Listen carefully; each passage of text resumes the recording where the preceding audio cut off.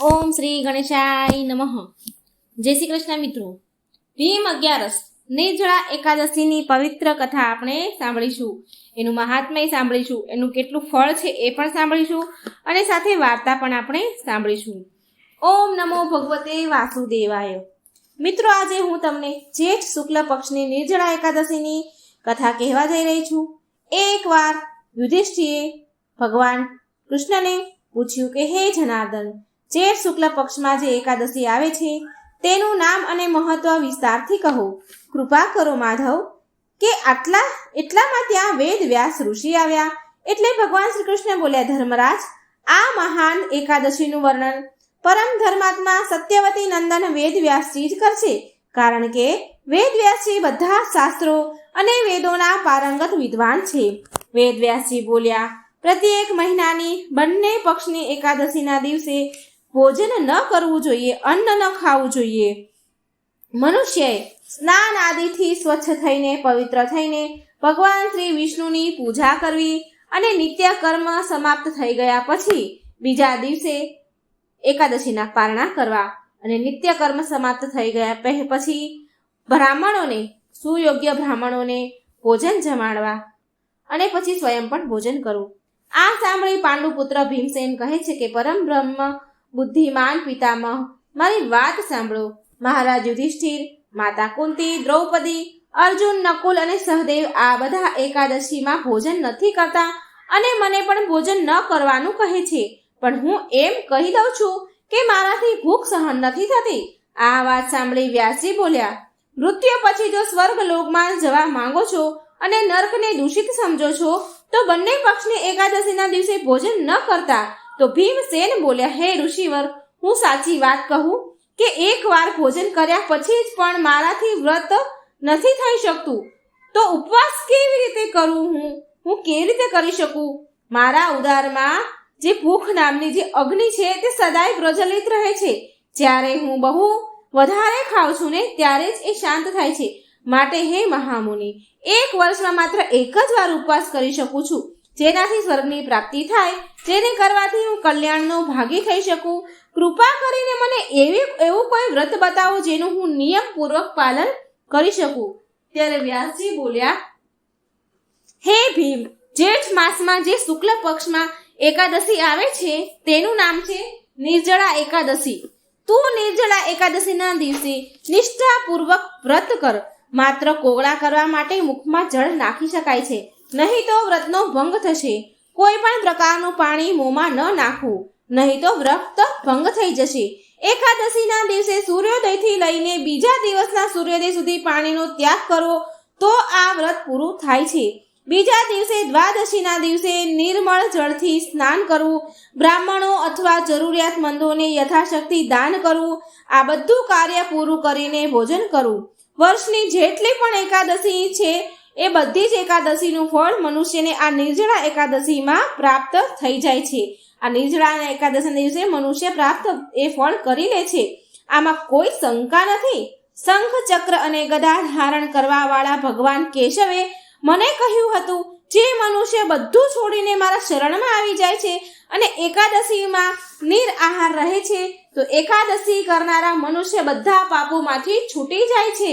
એકાદશી વ્રત કરવા વાળા મનુષ્યની પાસે વિશાળ કાય, વિકરાળ આકૃતિવાળા કાળા રંગના દંડ તથા પાશધારી યમદૂત નથી આવતા.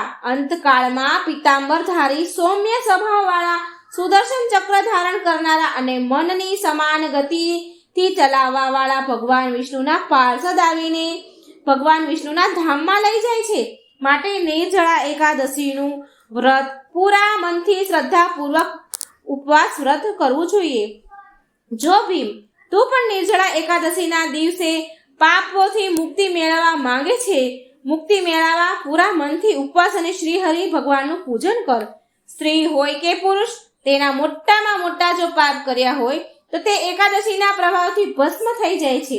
જે મનુષ્ય તે દિવસે નિર્જળા એકાદશીનું પાલન કરે છે તો તે પુણ્યનું ભાગીદાર બને છે. તેમને એક પહોરમાં કોટી સ્વર્ણ મુદ્રા દાન કરવાનું ફળ મળે છે. મનુષ્ય નિર્જળા એકાદશીના દિવસે સ્નાન, દાન, જપ વગેરે જે પણ કરે છે તે બધું અક્ષય કહેવાય છે. આ સ્વયં ભગવાન શ્રી હરિનું કથન છે. નિર્જળા એકાદશીના દિવસે વિધિપૂર્વક ઉત્તમ રીતે ઉપવાસ કરીને મનુષ્ય વૈષ્ણવ પદને પ્રાપ્ત કરે છે. તે બ્રહ્મ હત્યા, શરાબ, જુગાર અને ગુરુદ્રોહી થવા છતાં પણ બધા જ પાપોમાંથી મુક્તિ થઈ જાય છે. હે કુંતી નંદન, નિર્જળા એકાદશીના દિવસે શ્રદ્ધાળુ સ્ત્રી પુરુષો માટે જો વિશેષ દાન અને કર્તવ્ય છે તો તે દિવસે પાણીમાં શયન કરનારા ભગવાન વિષ્ણુનું પૂજન અને ગાયનું દાન કરવું જોઈએ. તમારી દાન કરવાની શક્તિ અનુસાર પર્યાપ્ત દક્ષિણા અને ભાત ભાતની મીઠાઈઓ યથાશક્તિ પ્રમાણે યથાપૂર્વક બ્રાહ્મણોને સંતુષ્ટ કરવા જોઈએ. ભીમ આવું કરવાથી બ્રાહ્મણ અવશ્ય સંતુષ્ટ થાય છે અને તેના સંતુષ્ટ થવાથી શ્રી હરિ ભગવાન મોક્ષ પ્રદાન કરે છે. જે મનુષ્ય શામ, દામ અને દાનથી પ્રવૃત્ત થઈને શ્રી હરિ ભગવાનની પૂજા કરે છે, પ્રવૃત્ત થઈને શ્રી હરિ ભગવાનની પૂજા અને રાત્રિમાં જાગરણ કરે છે, જો નિર્જળા એકાદશીનું વ્રત કરે છે તો તેની સાથે સાથે વીતેલી તેની 100 પેઢીઓ અને આવવાવાળી તેની પાછળની 100 પેઢીઓ, ગયેલી અને આવવાવાળી 100 પેઢીઓને ભગવાન શ્રી વાસુદેવનું પરમ ધામમાં પહોંચાડી દે છે. એટલું પુણ્યશાળી આ વ્રત છે. નિર્જળા એકાદશીના દિવસે અનાજ, વસ્ત્ર, ગાય, જળ, શૈયા, સુંદર આસન, કમંડલ અને છત્રીનું દાન કરવું જોઈએ. જે મનુષ્ય જૂતા ચપ્પલનું દાન કરે છે તે મનુષ્ય સોનાના વિમાનમાં બેસીને સ્વર્ગલોકમાં પ્રતિષ્ઠિત થાય છે. જે મનુષ્ય નિર્જળા એકાદશીનો મહિમા ભક્તિપૂર્વક સાંભળે છે તથા સંભળાવે છે તો તે સ્વર્ગલોકને પ્રાપ્ત થાય છે. ચતુર્દશી યુક્ત અમાવસના દિવસે સૂર્યગ્રહણના સમયે શ્રાદ્ધ કરીને મનુષ્ય જે ફળને પ્રાપ્ત કરે છે તે જ ફળ નિર્જળા એકાદશીના મહાત્મને સાંભળવાથી પ્રાપ્ત થાય છે. એકાદશીના દિવસે દંતમંજન કરી એટલે કે બ્રશ કરીને આ નિયમ લેવો જોઈએ. હું ભગવાન કેશવની પ્રસન્નતા માટે આવી પ્રાર્થના કરવી કે હું ભગવાન કેશવની પ્રસન્નતા માટે એકાદશીમાં નિરાહાર રહીને આચમનના સિવાય બીજા જળનો ત્યાગ કરીશ. દ્વાદશીના દિવસે દેવ દેવેશ્વર ભગવાન વિષ્ણુને ગંધ, પુષ્પ અને સુંદર વસ્ત્રથી વિધિપૂર્વક પૂજન કરીને જળનો ઘડો ભરીને સંકલ્પ કરવો.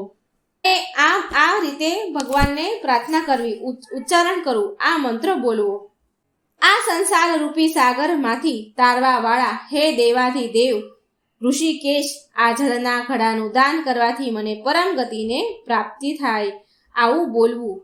આવું કરવાથી મનુષ્ય ભગવાન વિષ્ણુના પાસે પહોંચીને આનંદનો અનુભવ કરે છે. જે મનુષ્ય આ પ્રકારે પૂર્ણ રૂપથી પાપનાશીની નિર્જળા એકાદશીનું વ્રત કરે છે તે બધા જ પાપોમાંથી મુક્ત થઈને પરમાનંદને પ્રાપ્ત થાય છે. નિર્જળા એકાદશીનું મહત્વ સાંભળીને પાંડુ પુત્ર ભીમે નિર્જળા એકાદશીનું વ્રત આરંભ કરી દીધું. ત્યારથી નિર્જળા એકાદશીને ભીમ એકાદશી અને પાંડવ એકાદશીના નામે ઓળખાવા લાગી. હવે આવો સાંભળે આપણે નિર્જળા એકાદશીની એક લોકકથા. એકવાર એક આદમીના નવા લગ્ન થયા હતા. તેની પત્ની તેના પિયર ગઈ હતી અને તે તૈયાર થઈને તેની પત્નીને લેવા માટે જઈ રહ્યો હતો તેના સાસરા જતો હતો. રસ્તામાં તેણે એક ગાયને તળાવમાં જતી જોઈ.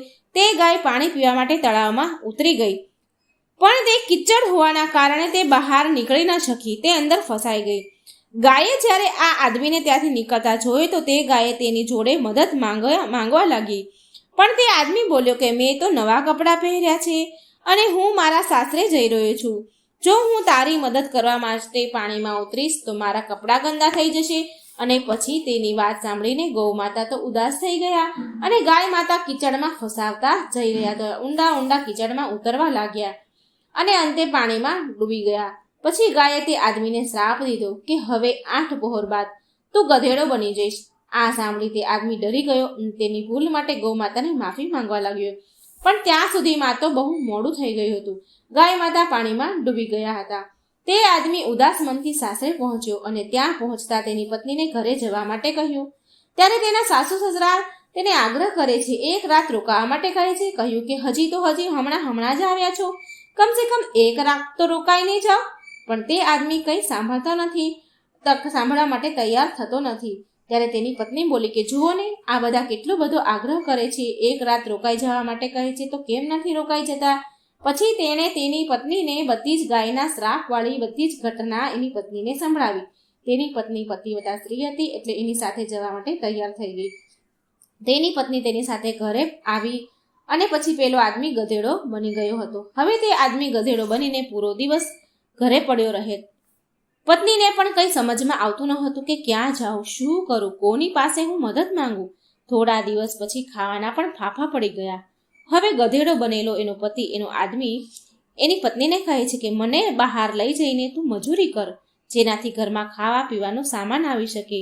પતિની વાત સાંભળીને તે પત્ની માની ગઈ અને તે ગધેડાને લઈને બહાર કામ શોધવા માટે નીકળી પડી. તેના નગરમાં રાજા તેના મહેલની બહાર કૂવો ખોદાવી રહ્યો હતો. કૂવામાંથી નીકળેલી માટીને દૂર ફેંકવાનું કામ હવે તે સ્ત્રીને મળી ગયું. ગધેડાની પત્નીને એ કામ મળી ગયું. તે સ્ત્રી માટીનું તગારું તેના માથા ઉપર મૂકીને લઈ જતી હતી. આ જોઈને ત્યાંના કામ કરનારા લોકો એ સ્ત્રીને એવું કહે કે તારી પાસે તો ગધેડો છે, તો તું આ માટી તારા માથા ઉપર કેમ ઉપાડે છે? તું આ માટી ગધેડાની પીઠ પર મૂકીને કામ કેમ નથી કરતી? આ સાંભળી તે સ્ત્રી તેમના સવાલનો જવાબ દીધા વગર જ નીકળી જતી અને તેનું કામ કર્યા કરતી. અને ત્યાંનો રાજા પણ કૂવાના કામકાજને તેની આંખોથી જોઈ રહ્યો હતો. અને રાજાને પણ આ જોઈને ખૂબ આશ્ચર્ય થતું હતું. હવે આ પ્રકારે ઘણા બધા દિવસો વીતી ગયા. જ્યારે રાજાની આ વાતને જાણવાની ઉત્સુકતા વધી તો તેણે તેના સૈનિકને એક દિવસ એના સૈનિકને તે સ્ત્રીને બોલાવવા માટે મહેલમાં મોકલ્યો. જ્યારે તે સ્ત્રી રાજાના દરબારમાં આવી તો રાજાએ તે સ્ત્રીને પૂછ્યું કે હું રોજ જોઉં છું કે તું ક્યારેય ગધેડાને માટી ઉઠાવવા માટે નથી વાપરતી. આ જોઈને મને બહુ હેરાની થાય છે. શું કારણ છે? ત્યારે એ સ્ત્રી બોલી કે આ ગધેડો નથી પણ મારો પતિ છે. તે સ્ત્રીએ ગાય માતાએ જે શ્રાપ આપ્યો હતો એ પૂરી ઘટના રાજાને સંભળાવી. રાજાએ તેના નગરના વિદ્વાન પંડિતોને બોલાવીને આનો ઉપાય પૂછ્યો. ત્યારે એક પંડિતે કહ્યું કે જો કોઈ તેની 108 એકાદશીનું ફળ આને આપી દે તો આ આદમી તેના અસલ રૂપમાં આવી જશે.